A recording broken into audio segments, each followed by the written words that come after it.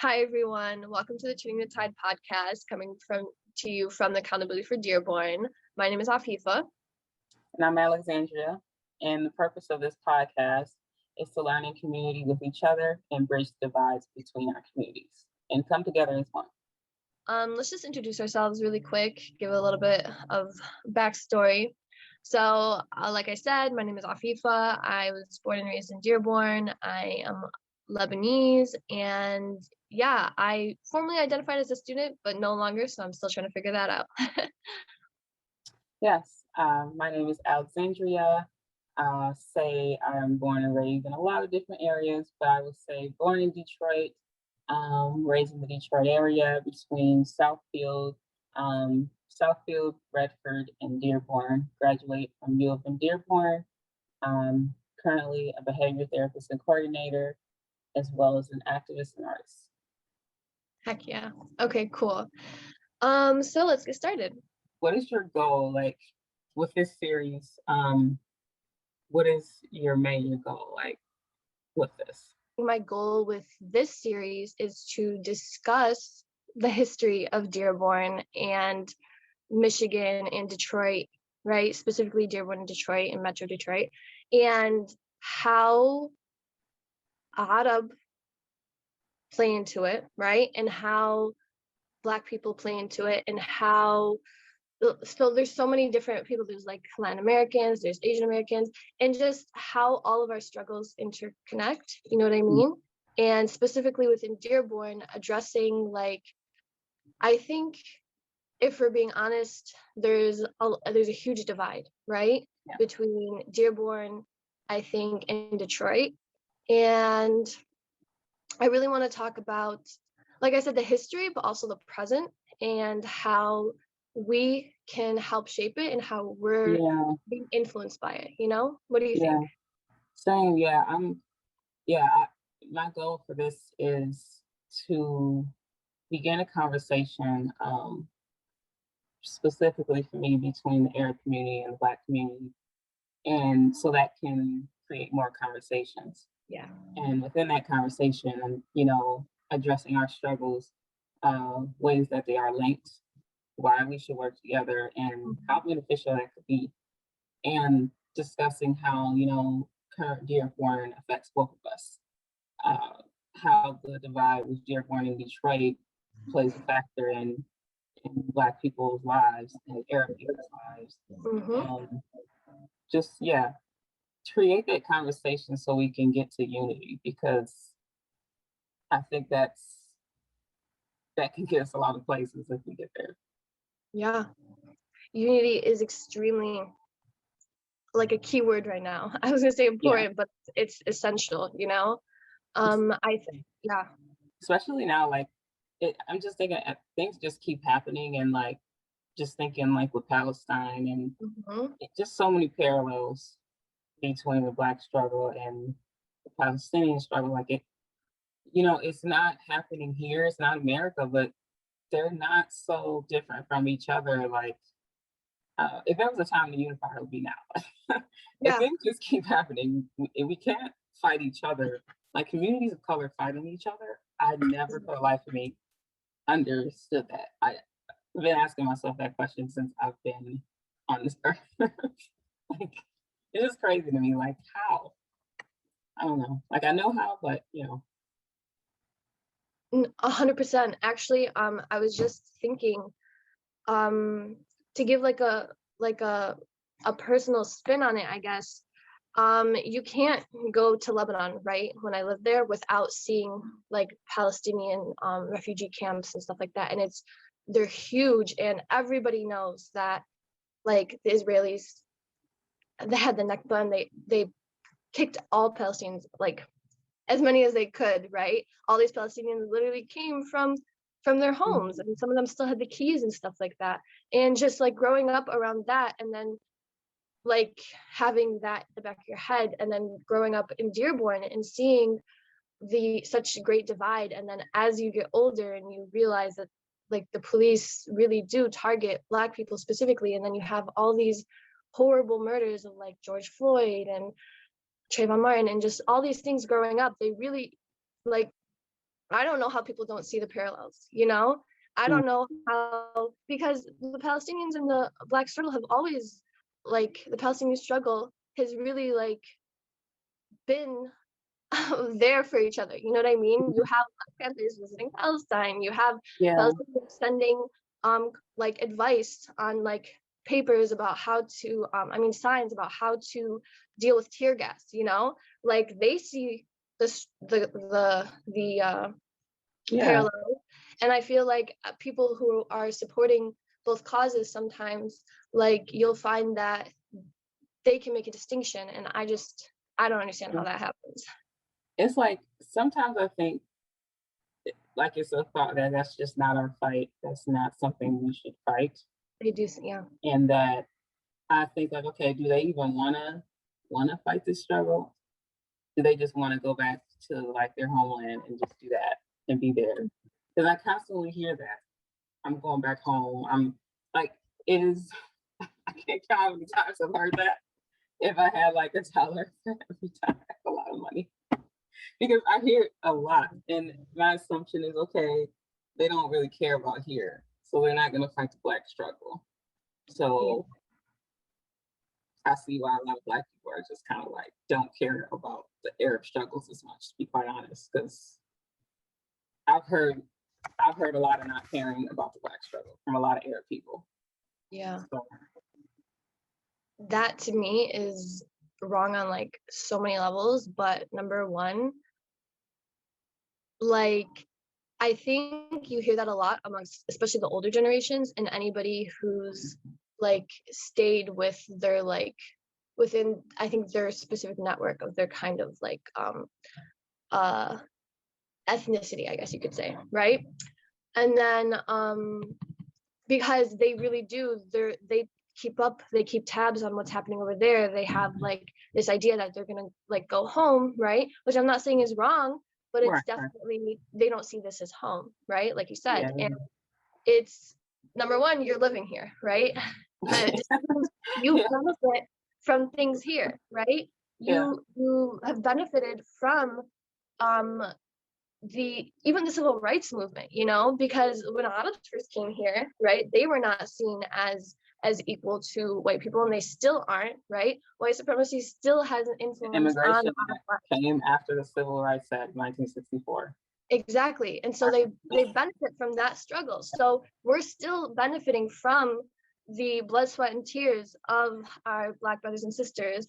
And that just doesn't make sense for us to say it's not our struggle Mhm. when we're in this together. We're not seen. I mean, sure, we're documented as white, right? Yeah, Which is yeah. a whole other story.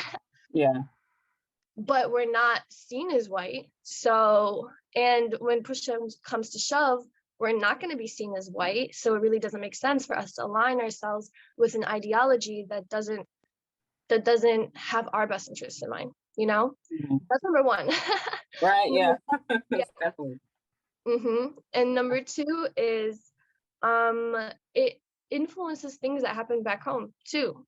So that's what I really want to emphasize to all of my like Yeah, relatives and people that and friends and people who do say that is that I'm just gonna say it like yeah, the empire, the Western Empire is literally pulling the strings in Israel. We are funding Israel. You know what I'm saying? And Israel is through many admissions a thorn in the Middle East. They're literally trying to break down the Middle East, whether it's resources, power, whatever, you know what I'm saying? So for us to say what's happening there isn't influenced by what's happening here, that's completely like, that's literally just wrong. Like we have lawmakers here that are passing things to stop things, to influence things over there, you know, for the positive and the negative. Like I know that people are trying to people have, right? Lawmakers have passed things that stop BDS, right? Which we know is yeah. boycott, divestment, sanctions. It's very important um, us to like, I guess, stop Israel from hurting, right? From like making all that. Because like the, like um sending money to Yeah. military Yeah. Israel, like that's happening. Yes, And exactly. that's been happening. So you can't just care about there and not here. America is funding the Yeah. genocide. And the same people who are funding the genocide over there are the ones funding the genocide over here. Yeah, Israeli military trains United States police. yeah, You yeah, can't look at that and say that the struggles aren't connected. You know what I yeah. mean?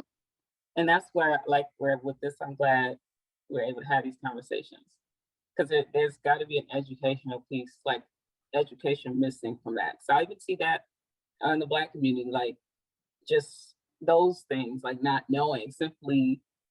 Um, and I understand the not knowing and simply not caring, Yeah. but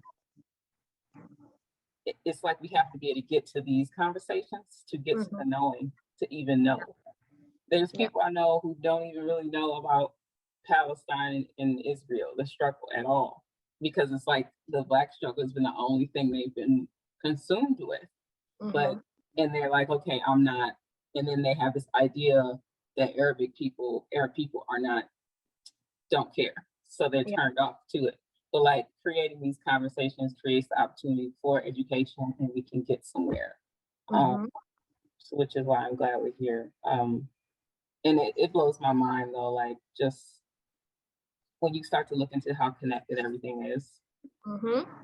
Um, yeah, it's pretty crazy. I mean, we kind of have this habit of looking at the world and just looking at the present and where we are. Like, we sort of have a tunnel vision, you know? We do have, like, I guess, a wider idea of all struggles going on, but we don't really see how they're Yeah. connected. And that really does take looking into the history of things. It really does. That's kind of like why I want to talk a lot about history in this series, because I feel like once we understand the history, we can then look at the present and literally see the connections. So, Hmm. That is so true. Like it's gonna be in phases. Is how I see it. mhm, People going through this space of getting unlearning and relearning. in doing what's right.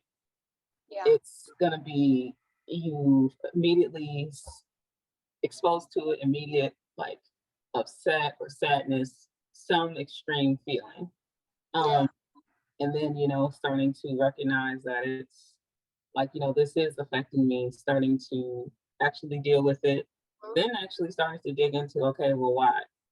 Like yeah, once you get past all that and asking the questions and getting to a better place. At the end of the day, in order for us to really do better, we have to know better. Like if we don't we don't know better, we're not going to do better. Like it's a lot of emphasis on harm in America, in television, and just in the world, on people.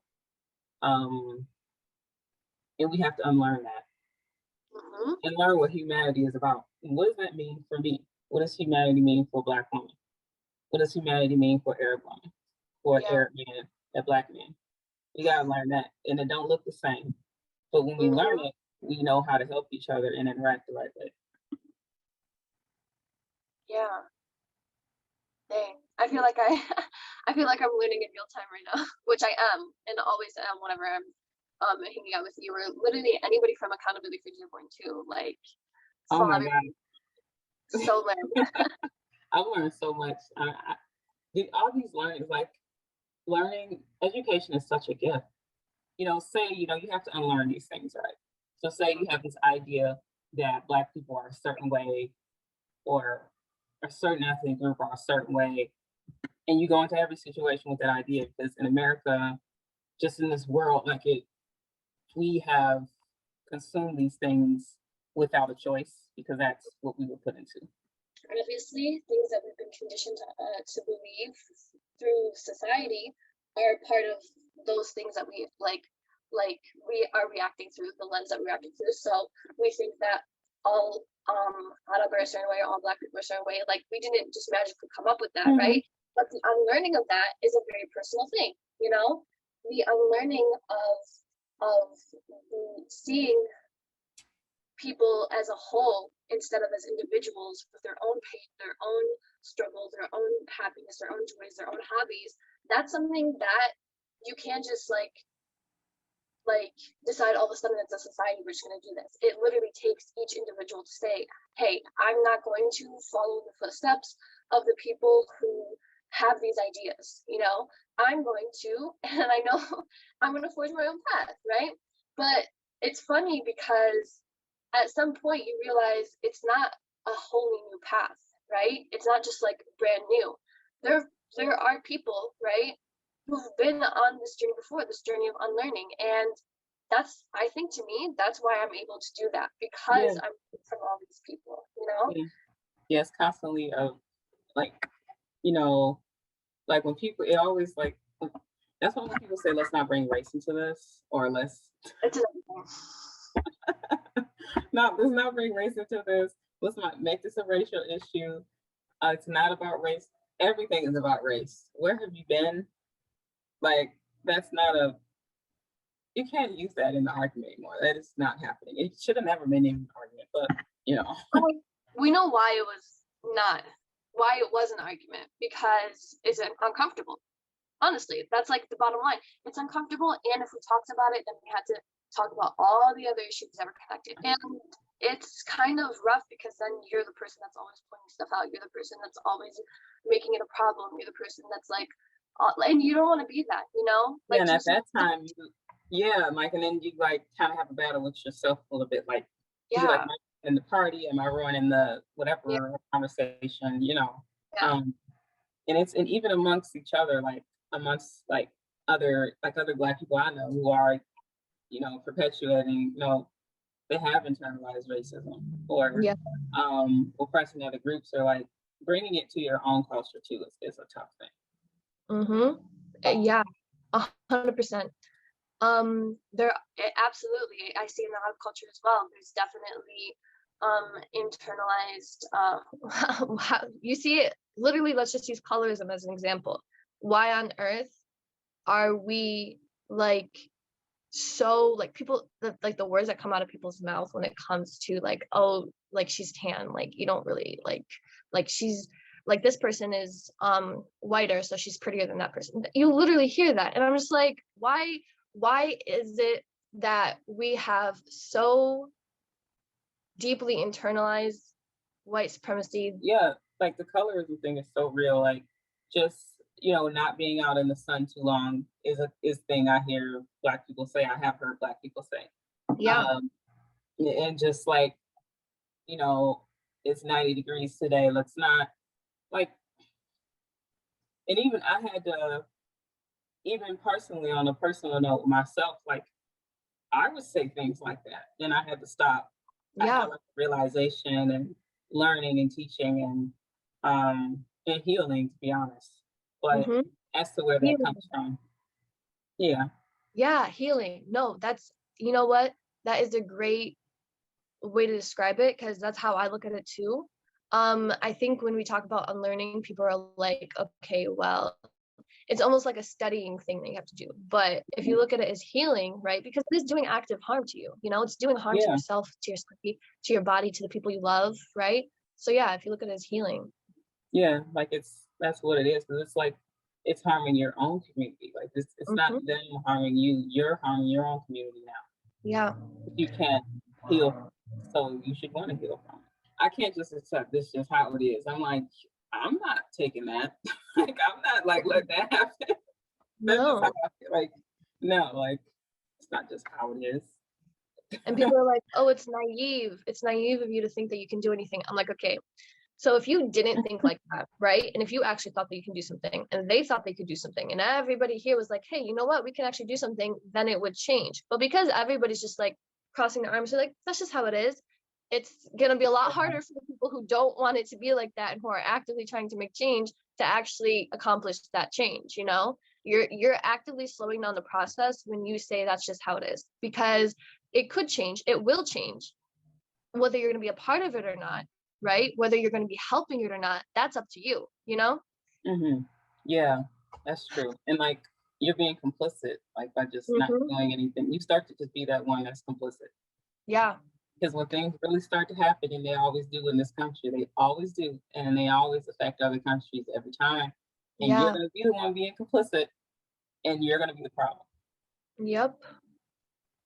It does seem, like we said, it seems overwhelming to try to change these things, right? But like you said, if you look at it as a healing thing, right? Unlearning, healing, all this kind of stuff, it becomes a lot more personal, you know? And we shouldn't make everything like, we shouldn't internalize everything, but we should definitely recognize our role in the situation and Yeah, how we change things on our personal level, and that has a wider effect, you know? yeah. Because like it's, you know, um, like I see it as learning informs healing. Learning, Mhm. Yeah. learning and healing works together, but healing is the ultimate goal. You can't get to healing unless you learn a lot of things, unless you learn what you need to know to heal. Yeah. I mean, look at the history. You know the history. You see who's who. Like you just know. It's not like the Civil Rights Act of 1964, Immigration Act, Fair Housing Act was not for you too. Did it say just Black people? No, it did not. And if anything, Black people have not benefited enough from it, because if you look at housing, we're still, in terms of ownership, the amount of Black ownership is the same as it was 50 years ago. So we can't even sit here and say Yeah. that it was reserved. Affirmative action was not just reserved for Black people, because we didn't even benefit as much as the other group, like we didn't. So it's just like a silly, silly argument. Like it's silly. And at this point, like when I hear it, it's just like, really? Like, where have you been? That's what just makes me think like the healing, it just has to start now, Hmm. because it's going to push us farther apart. Um, and that's not good for us. It's not good Yeah. for you, whoever want to just fight their struggle. It's not good. It's not good for me. I don't want that for us. And I see that's how we continue to be divided, because, and it all goes back to capitalism. I'm going to be honest, Yeah. because we're in this rat race to literally just to survive. You're not going to say, hey, let me focus on this issue. Let me try to learn about this person's struggle. But the problem is, we're all being divided by those struggles. You know what I'm saying? By Mm. saying, hey, it's just a Arab issue, it's just a Black issue, it's just an Asian issue. You know what I mean? If you are constantly in that state of stress, like, you're gonna have bad reactions, you know? So I don't know. We have to figure out a way to build community that's not based just on harm, right? Yeah. That's not just based on like okay, we're both being beaten down, right? Then let's go like fight the man type of thing. We need to Mm. find commonalities. We need to look at our cultures, and we need to find shared values, and we need to build art together, and we need to build Mhm. community, so that when the push comes to shove, we're familiar with each other. We are unified. Enjoy. I know that sounds silly, but like, think No, about yeah. it. If you have a joyful relationship with somebody, I mean, depending on like the person you are in your capacity, if you have shared values and shared interests with somebody, when something bad is happening to them, right, you're going to stand up for them. The Mhm. problem is we've been so divided. We literally have, through history, right, like when they tried to have busing in Dearborn, people literally picketed against it. They had like they had signs and protests and stuff, which is horrifying. But we were then born into these divided places, right? So we don't have that shared community. We don't have that unity, which is Yeah. why knowing our history is so important, because you can see, hey, it's not just how it's supposed to be. It didn't just magically happen. People literally took action to make sure that we weren't unified. So Yeah. Yeah. That's well said. Yeah. Oof, yeah. Snaps. and But like that's the truth though. it's so important to have a community outside of just organizing that kind of way. You know what I mean? You have to have, Yeah. Like just talking with each other and just yeah. the conversations, just because we're so divided, you know. Mm-hmm. And Mm-hmm.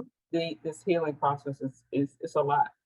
Yeah. And we have to be, I don't know, like I see, in order for us to work more towards humanity, having these conversations outside of the healing conversations, like I feel like it'll allow us to humanize each other, and that's what's gonna bring each other together. Exactly. I Yeah. think that's it. The divide has, and you see that in everything, literally. I personally feel that's like a key element in xenophobia. It's an other, you know what I mean? Yeah, You're like this is afraid. just a thing. It's not a person. It's not. Yeah, We're just divided, and then we are seeing each other as like people who are like we are all humans who need things. We're not seeing that. We're not seeing no they have a family like me. Like we're not seeing those. Um, so yeah, just these conversations and building community is definitely key. Yeah, and just looking at history and how different communities tried to build those environments where build those societies or little societies where that doesn't exist anymore, helping the community. You look at what is it? Look at the Black Panthers and how they had like food, um, like free food programs and like healthcare programs and um, like free lunch and things, like for the community, helping the community, protecting their community from harm, yeah, exactly. helping the community. And that was painted as so negative and trying Hmm. to attack, and they were trying to unify with other groups, bring everybody together. Same What were thing. we talking about? Yeah. And it's like it's not harming anyone. We just want to unify everybody.